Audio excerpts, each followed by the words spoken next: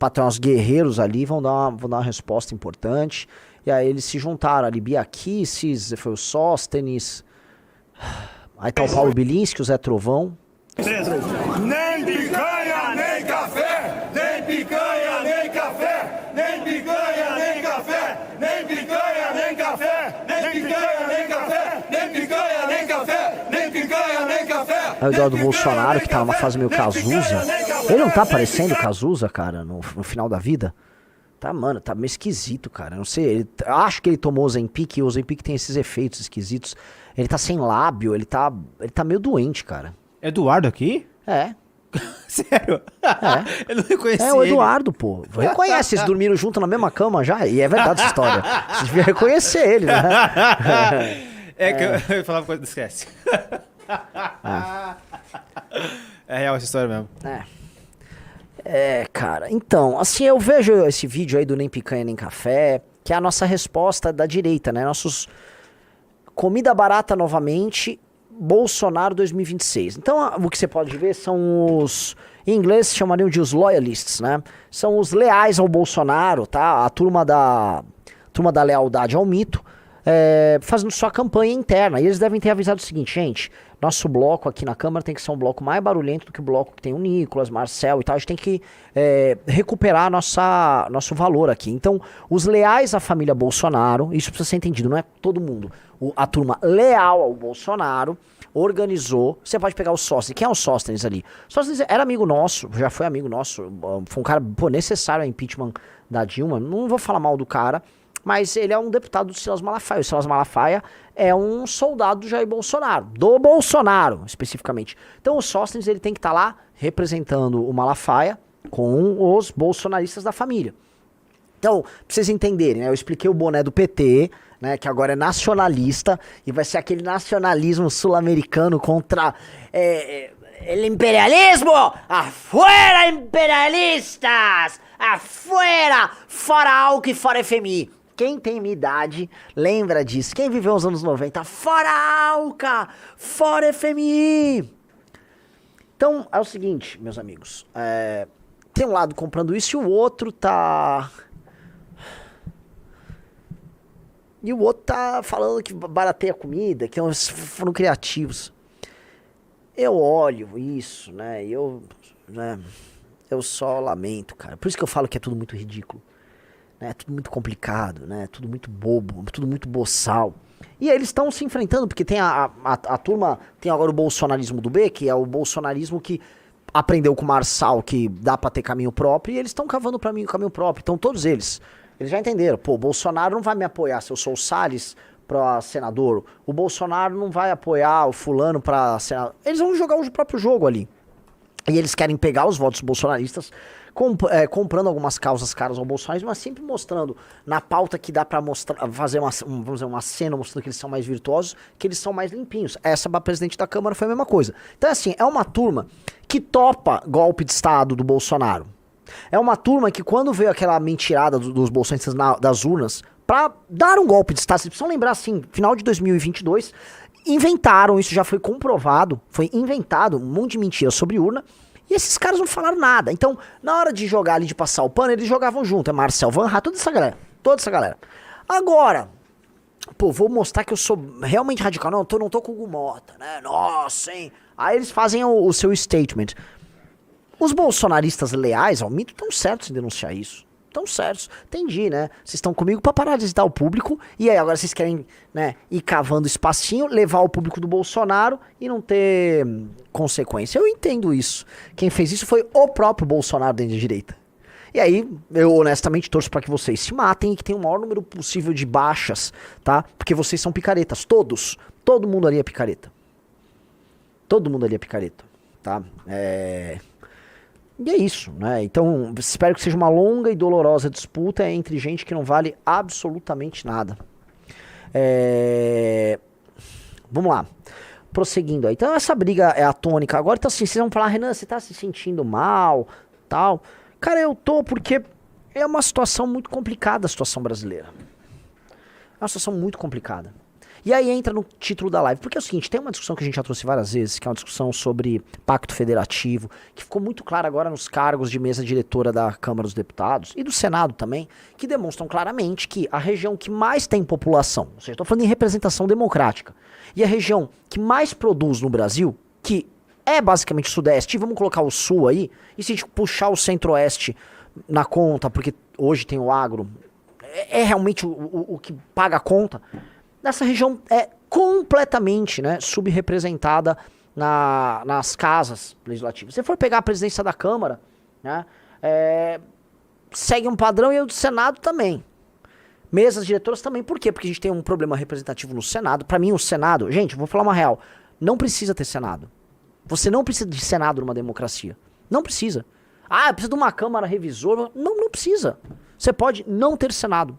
Não há nenhum problema em não ter Senado. Você tem legislativo, sem precisar ter Senado. O Senado, infelizmente, né, que a ideia que tinha, né, o Senado, a ideia de você ter uma senilidade, uma senioridade, né, a ideia de você ter a experiência da velhice para compensar a ideia da energia mais jovem e mais caótica dos deputados, o populacho, que também está presente na Câmara, não bate. A galera do Senado é tão irresponsável quando não mais idiota que a dos deputados federais.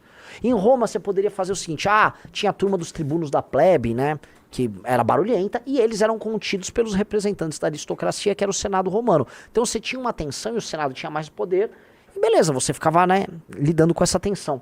Aqui não. Aqui o Romário é senador. Aqui é... Puta que pariu. O Nicolas vai ser senador agora, com 30 anos.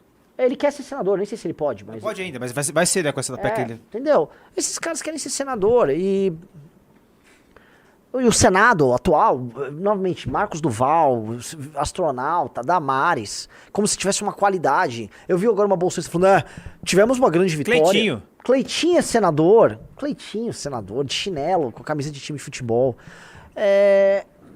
O Senado não tem sentido. O Senado teria que desaparecer. E a verdade é o seguinte, nós não precisamos do Senado em nenhum momento. O Senado custa demais. Você poderia simplesmente eliminar o Senado. E você pode ser unicameral. O Brasil pode ter uma reforma política unicameral. Não há sentido em ter Senado. Nenhum sentido em ter Senado. Senado não precisa existir. E aí aqui ó, 5 dos 7 integrantes da cúpula da Casa Baixa são do Nordeste, né? Então o que acontece? Nós temos a Câmara dos Deputados, o presidente é o Hugo Mota, tá? Que é da Paraíba. O vice-presidente é o Elmar, que é da Bahia. O primeiro secretário é o Carlos Vera, que é de Pernambuco. O segundo secretário é o Lula da Fonte, que é de Pernambuco. A terceira secretária é a delegada Catarina, que é do Sergipe. O primeiro vice-presidente é o Altineu Cortes, que é carioca, um do Sudeste. E o quarto secretário é o Sérgio Souza, que é do Paraná. Ou seja, tem um da região Sudeste, que é a região mais populosa. Aí, quem comanda e quem vai tomar as decisões são deputados oriundos das regiões mais pobres do Brasil. Das mais pobres, mais corruptas e das menos desenvolvidas do Brasil. E isso suscitou grandes discussões. Grandes discussões. Poxa, mas é justo, não é justo? É correto, não é correto? E uma parte das discussões foi pro seguinte caminho. Que é uma coisa que a gente já discutiu aqui. Eu já venho falando isso aqui em live, ó. Há pelo menos 2 anos, que o voto de opinião, como ele hoje é... esse aqui é do Senado, né? Cúpulas da Casa Alta não tem representantes do Sul-Sudeste. Então, assim, no Senado, todo mundo é das regiões, é uma das regiões mais pobres do Brasil. Então, o presidente é do Amapá, aquilo pra mim é um não-estado. O Amapá é um bairro em São Paulo, então o Amapá tem a presidência do Senado com o Alcolumbre. Tá, o primeiro vice-presidente é o Eduardo Gomes do Tocantins, corrupto até a última célula do corpo dele. O segundo vice-presidente, Humberto Costa, do PT Pernambuco. Depois, terceiro vice-presidente, depois primeiro secretário, desculpa, a Daniela da Paraíba. Paraíba é super bem representada. Aí temos a Ana Paula Lobato do Maranhão, o Laércio Oliveira do Sergipe e o Confúcio Moura de Roraima. Então o que nós temos, galera? Basicamente, assim, se você somar a economia de todos esses lugares, e eu não tô brincando, tá? Se somar a economia de todos esses estados, não dá a economia, por exemplo, do interior do estado de São Paulo. Eu acho que com tranquilidade dá pra falar que se somar a economia de todos esses estados, não dá a economia da cidade de São Paulo. São os lugares mais pobres e mais arcaicos do Brasil. Tem gente de Alagoas, que tem que é o lugar mais que tem analfabetismo. Não tem Alagoas. Não. Mas assim, nós temos Sergipe, nós temos Paraíba, nós temos Maranhão, nós temos Tocantins, super violento, e nós temos Amapá e Rondônia. Ou seja, faz sentido. Os estados desses caras não pagam a conta. Os estados desses caras não pagam a conta do Brasil. Esses estados são os menos desenvolvidos. Estados paupérrimos, sem saneamento básico, com índice de DH baixíssimo, nível IDH lá embaixo, violência lá no alto, corrupção.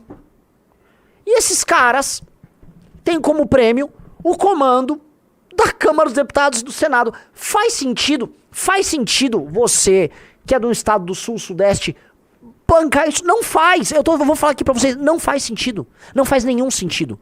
Porque você produz e trabalha, aí você não decide como as coisas são, você é obrigado a arcar com o custo social de todo o resto.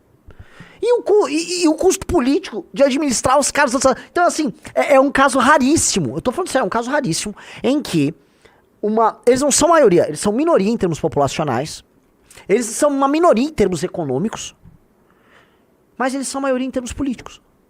O caso brasileiro é um caso sui generis, em que quem é mais pobre e menos populoso, porque existe aquela coisa, uma região populosa e pobre domina uma região menos populosa, mas economicamente mais pujante. Isso acontece. A gente pode dar o exemplo da Espanha, por exemplo. Né? A região da Catalunha é uma região economicamente pujante, sempre foi bem desenvolvida, e ela se sente oprimida ali pelo pacto tocado por Madrid. Você tem uma tensão ali. Né? A própria turma lá da região do País Basco também tem isso, é um lugar bem desenvolvido e tal.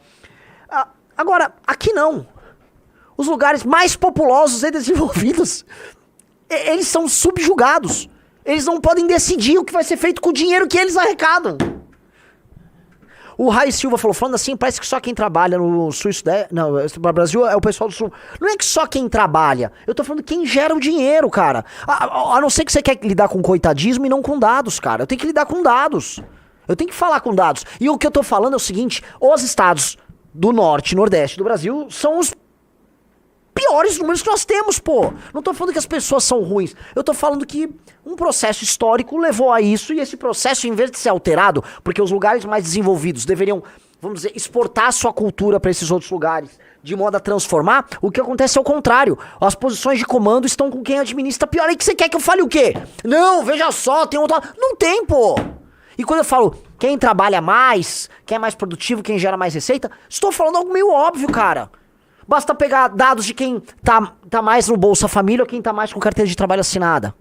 Vamos falar de dados de produtividade, ou seja, geração de recurso por hora trabalhada. Eu tô falando disso, pô. Não vou ficar com coitadismo.